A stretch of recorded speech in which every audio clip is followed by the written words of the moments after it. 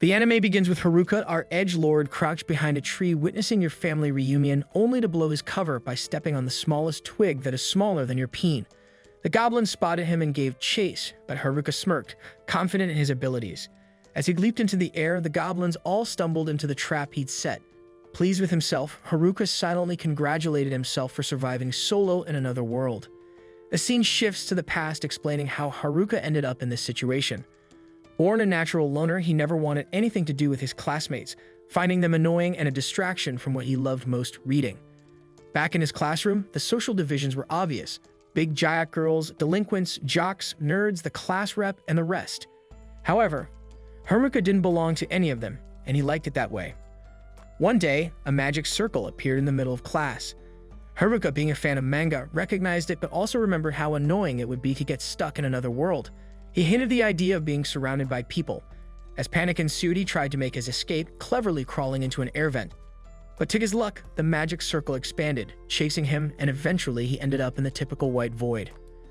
Haruka knew the drill from reading so much manga and wondered when the king and his unattainable daughter would show up. Instead, some frantic old guide who looked like a god beckoned him over. It turned out that Haruka's classmates had already been summoned to the new world, and he was the last to be teleported. Before his transfer, Haruka was allowed to pick his stats and skills. A giant menu then popped up with his options, but to his surprise, all the good skills were taken. He was left with useless ones like stick holding, good health, and walking. Browsing through the leftovers, he found titles like Shut-In and NEET, which only made him feel worse. Furious, Haruka demanded better options, but the old god, fed up, decided to dump all the remaining skills on him at once. So Haruka entered the new world with a pool of useless abilities and a bag that could hold an unlimited number of items. Checking his stats, Haruka was told to roll dice. Annoyed, he remembered this obscure skill and reluctantly rolled the dice, getting a double M. Not knowing what it meant, he assumed it stood for masochist, expecting the worst. However, his stat screen prompted him to allocate points, so he dumped everything into luck, thinking raw stats wouldn't help him survive with his lame skills. Then it hit him. M stood for max, and his luck stat was now maxed out. Surprised, Haruka noticed 2 extra skills among the sea of worthless ones. Apparently, because he was summoned alone, he received the loner title, which prevented him from joining any parties. He also gained his servitude skill, allowing him to command others, which was cool, but it meant his dreams of a harem were over. Haruka briefly wondered where his classmates were, but it didn't matter since he couldn't join forces with them anyway. Ready to start his adventure, he focused on finding a base of operations.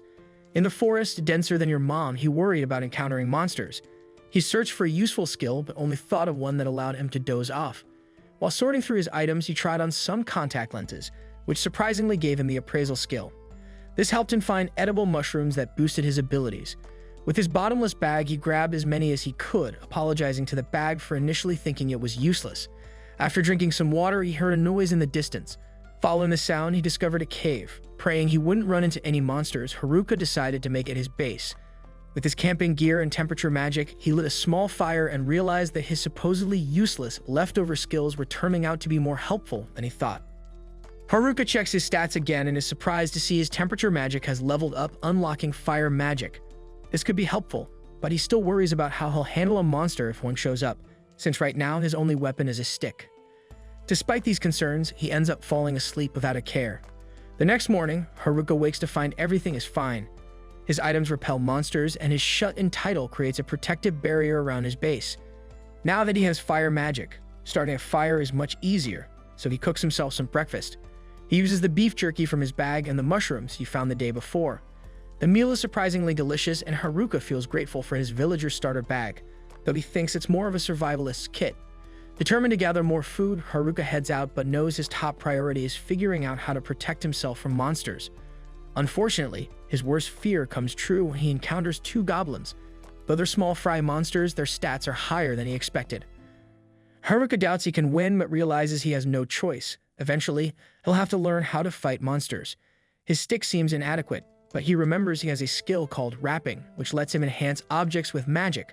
This makes his stick stronger, and Haruka becomes determined to survive even without any cheat skills. Haruka launches his first ever attack, taking the first goblin by surprise and brutally beating it down. The second goblin tries to strike, but its moves are clumsy, and Haruka dodges with ease. During the fight, he instinctively taps into a new power and eliminates the second goblin.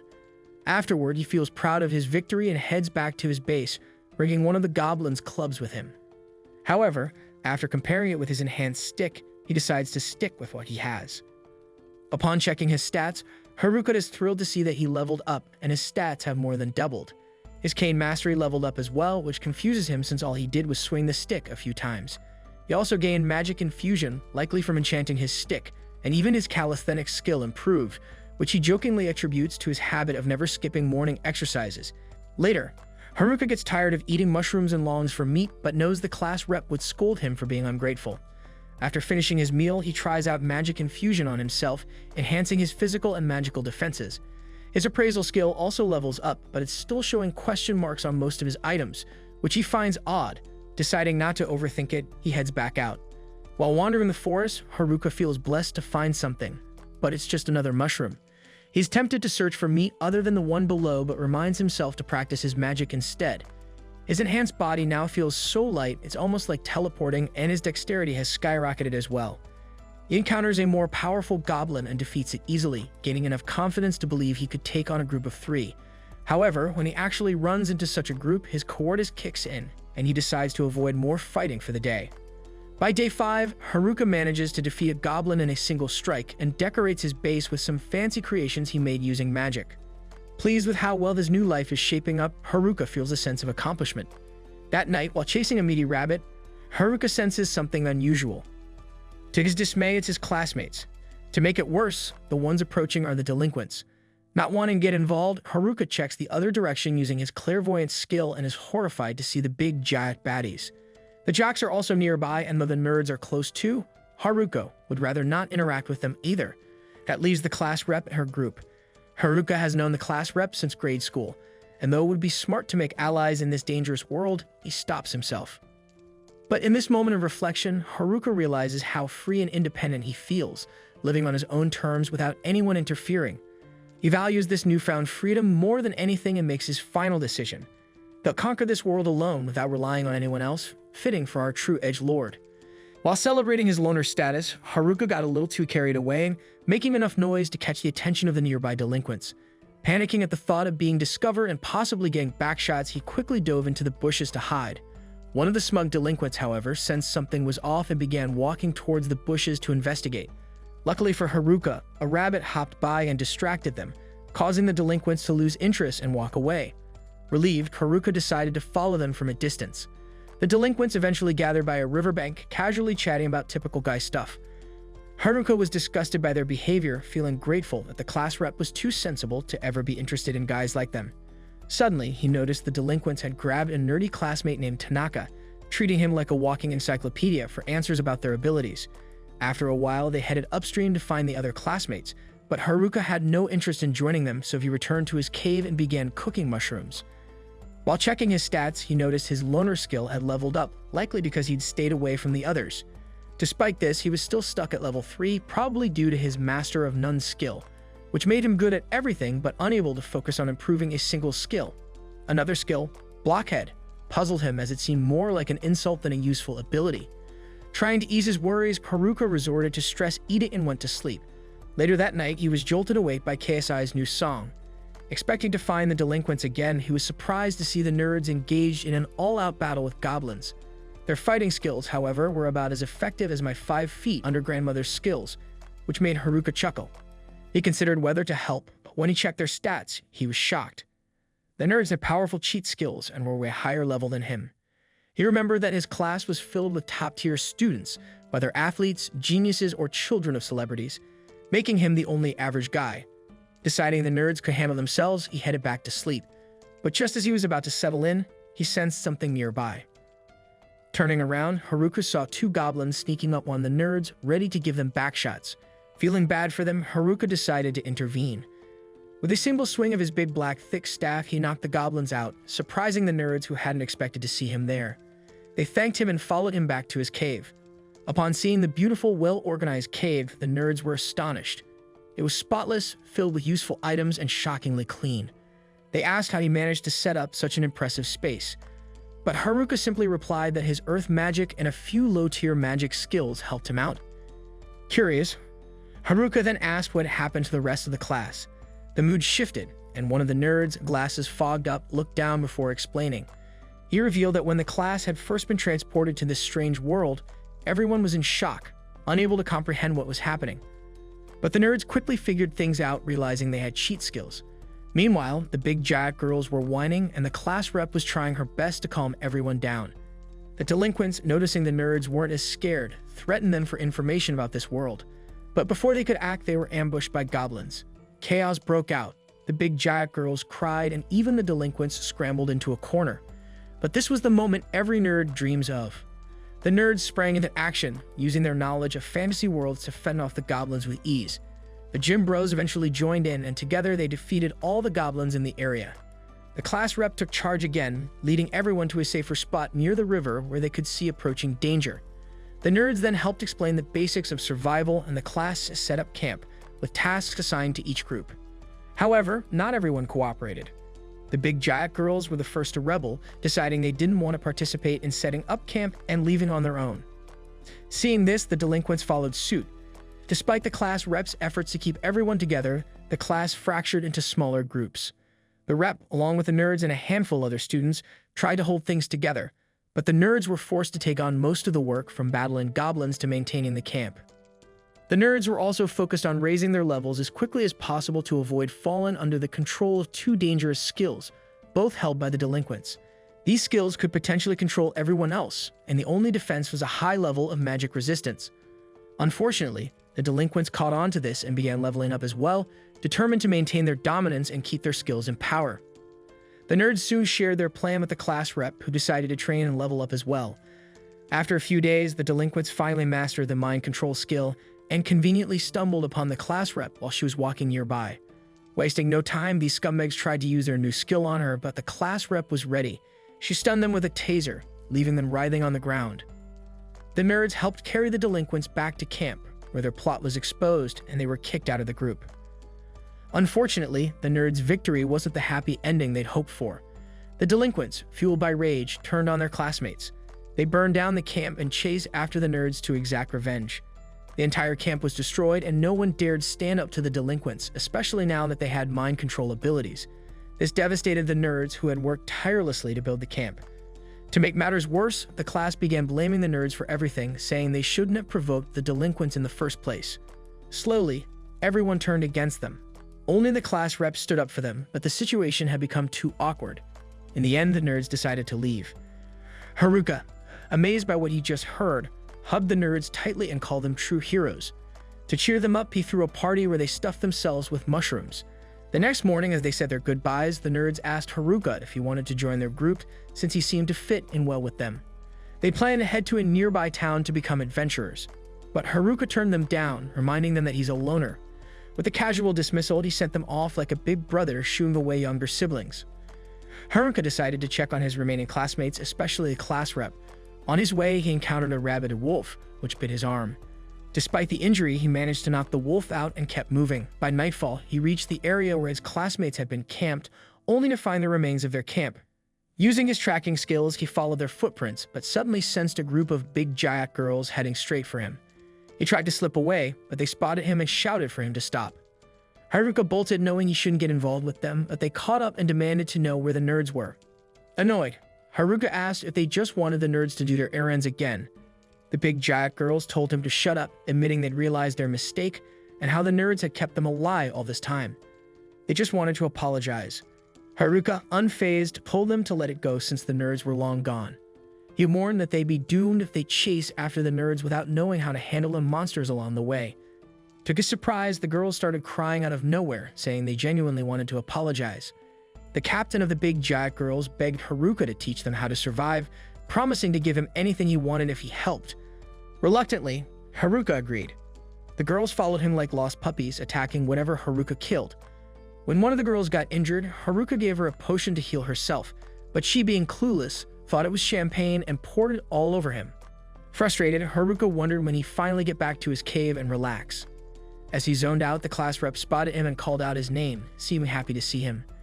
Haruka was too preoccupied to respond at first, but she finally got his attention by yelling. Startled, Haruka realized the class rep was standing right beside him. He began to wonder if this was finally his chance to get close to her. before the delinquents inevitably attacked again. Back with our edgelord, he is soon startled by the class rep's sudden scream, but she reminds him that they've been friends since grade school. The other girls are also with her, but the class rep is more concerned about what happened to the popular girls.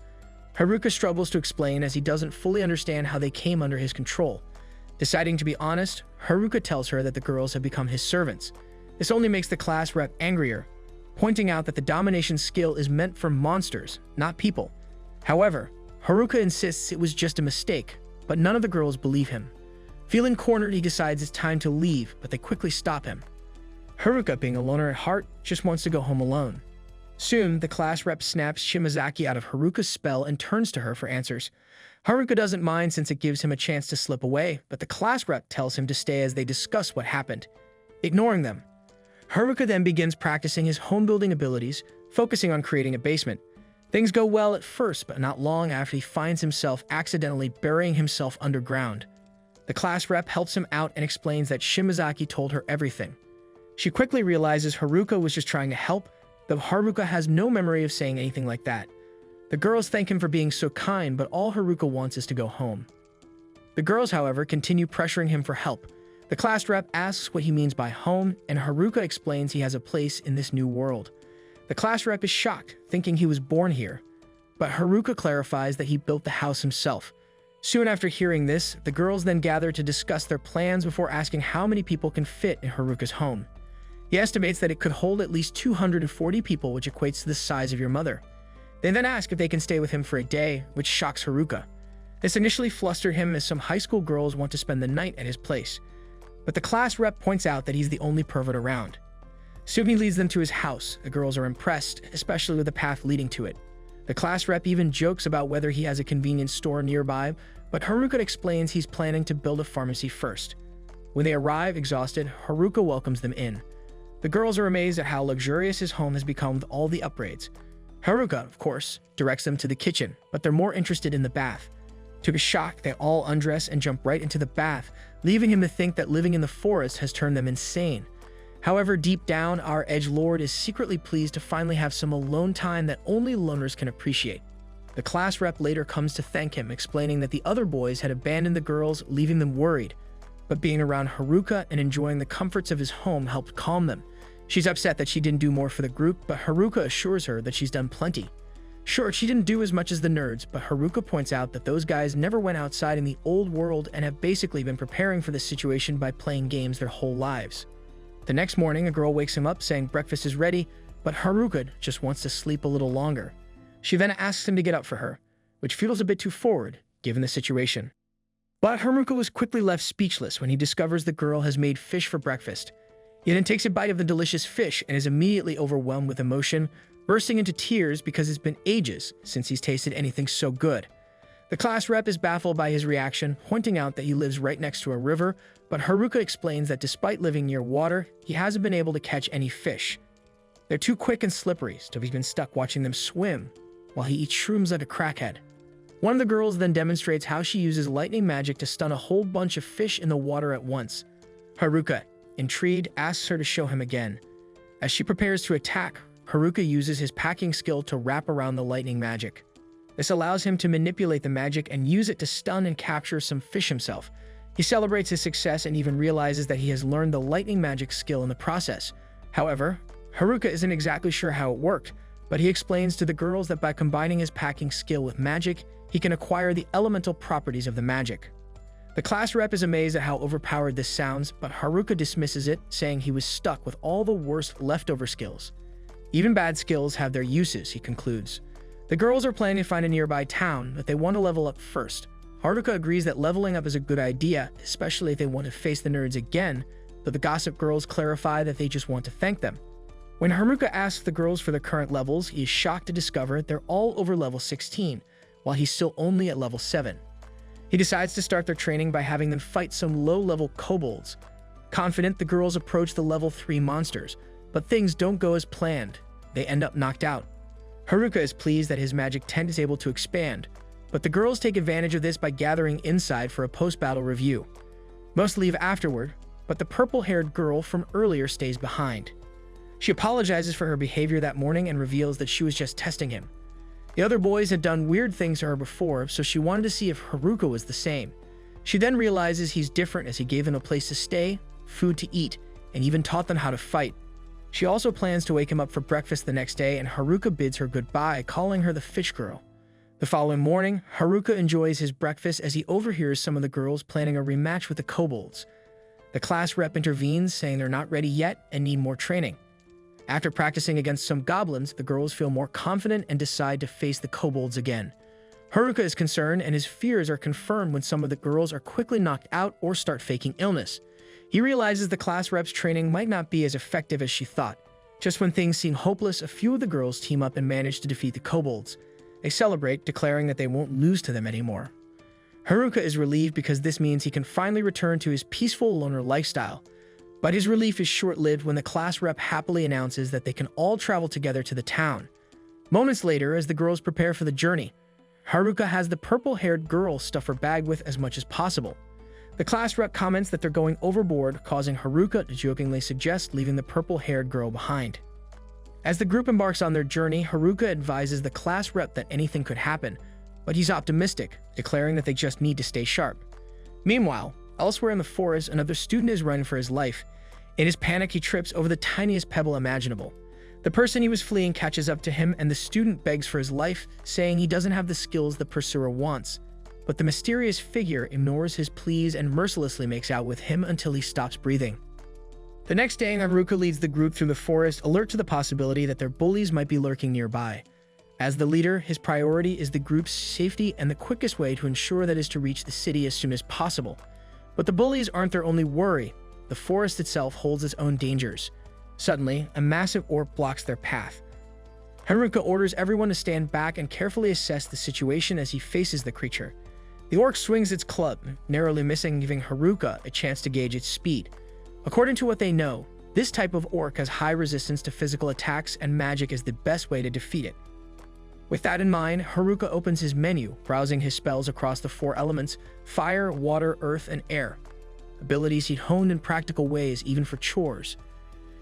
Despite the threat, Haruka isn't completely on his own. The orc resumes its assault, smashing a tree Haruka had used for cover. As its swings grow dangerously close, Haruka quickly maneuvers behind it and strikes it with a stick, surprising everyone as the orc collapses with a single hit. Haruka grows pensive, having just stated that orcs are resistant to physical attacks, yet he's defeated one with just a stick. The girls gather closer, puzzled by the odd encounter. Even Haruka can't explain it, but promises to use magic next time. Before long, the group encounters another orc, and this time, Haruka tests his fire magic, hurling a fireball to win with ease, once again leaving everyone puzzled by his effortless wins. The girls realize Haruka might be too overpowered for a conventional fight, but by nightfall, they're less frustrated, especially with roasted meat at their improvised campsite. A little further off, Haruka uses earth magic to set up a deep pit trap for security. His magical tents not only repel monsters, but also detect nearby presences, ensuring the group's safety. With the camp secure, he maps out the route for the next day, checking the river's location, when he suddenly senses a presence nearby. Rushing to investigate, he spots some figures, fearing it's the bullies, but instead finds friendly athletes. Suspicious of their intentions, Haruka assumes they're after someone in the forest, but they clarify they're actually looking for him. Meanwhile, the girls don't trust anyone from the class. The athlete's leader, however, warns Haruka of a dangerous skill roaming the forest that's more concerning than hypnosis or mind control, a skill called hijack. Haruka recalls hearing of this skill, and the athlete confirms it, but isn't the delinquents who have it, but rather an outsider. Haruka jokingly taunts the athletes, suggesting he might possess the skill himself. They admit it might be better in his hands than in the bullies and ask if he knows how to use it. Embarrassed, Haruka admits he only has the magic of servitude, a concept the athletes aren't familiar with but trust he won't use recklessly. A bit annoyed, Haruka warns them not to underestimate loners. They insist they mean no harm and just wanted to warn him about hijack while monitoring the bullies. Finally, they ask Haruka to pass along their apologies to the girls for past incidents, then take their leave. The next morning, Haruka gathers the team to resume their journey, and he notices the girls seem unusually upbeat, leaving him curious. As he steps aside, the class representative approaches, wanting to discuss his encounter with Kakizaki's group. Haruka mentions their apology, but she has something more serious to say. She reveals she's the one with the hijack skill, surprised Haruka hadn't figured it out sooner. She admits she'd asked Oda's group to keep her hijack skill a secret. Now that Haruka knows, she wonders why he chose to help her despite the skill's deadly nature, one that lets her steal someone's abilities by taking their life. Haruka, unfazed, responds lightly. She explains that hijack is considered the most terrifying and sinister ability. Haruka remarks that even the group of nerds who had sealed away other dangerous skills hadn't touched hers, believing only she should wield it.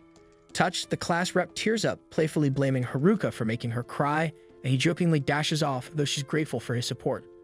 Later, the group continues for the river.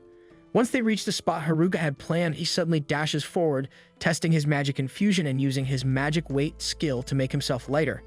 This lets him leap high into the air, hopping from branch to branch until he reaches a great height. Despite his efforts, he still hasn't learned to fly, so he crashes down, nearly losing all his HP. He would have died without his magic infusion, but at least he's found the right path, even if it involved briefly playing bird. Shaken, Haruka tries to explain to the class rep why he returned to the escort team all banged up, but his explanation falls flat. At dawn, the group sets off again, this time taking a faster route. Various events unfold along the way. Despite these incidents, the team stays united, pressing toward their goal. Eventually, the storm clears, and they find the forest's exit with the girls cheering. Haruka, however, remains cautious, scanning the hills for any hidden dangers. Checking his menu, he finds he's learned the airwalk skill from his previous leap. He quickly tests it, using it to scan the area for safety. As they proceed, he spots some locals under attack by monsters. Though he hesitates, uncertain if the strangers are trustworthy, the girls insist on helping. The class rep even promises to fight if they turn out to be bandits. Knowing how she'd react, Haruka decides to handle it alone to avoid risking his companions. To reach the struggling group quickly, he uses the wind tornado spell he tried the previous day. Unfortunately, the tornado pulls the class rep along with him as she grabs his cloak to keep from falling. They realize too late that they can't stop as planned and crash near the group's carriage like a meteor. After the dust settles, Haruka has already dealt with the nearby monsters, and the class rep steadies herself. The group's leader, a black-haired man named Ofter, introduces himself as another man. Gatek joins him. Haruka asks about the attack, and Ofter explains that a pack of great green wolves ambushed their merchant caravan and the guild placed a bounty on them. Their team tried to take the job, but underestimated the wolves' strength. Afterward, Haruka grills a mushroom for Gatek, who excitedly identifies it as a buff shroom, a rare mushroom that grants a temporary power boost. Surprised, Haruka shares it, helping the girls quickly recover. Watching the group interact, he feels oddly at ease around the newcomers. Soon, the rest of the group catches up to Haruka, and the girls are thrilled to meet an elf for the first time. The locals guide them to the long-awaited city. To mark the moment, the group draws a line in the dirt as a symbol of their new chapter and leaps over it, facing their future together. Meanwhile, the bullies train and level up deeper in the forest, determined to find the girls for a showdown. One boy, recently captured, suggests breaking the seal on their puppet and hypnosis skills, but they'll need someone with a sealing ability, meaning they must track down the group of nerds with that skill before seeking revenge. This then marks the end of today's anime recap. If you enjoyed the video and want more of it, please support the channel by leaving a like and subscribe. Let's help us reach our current goal of 20,000 subscribers.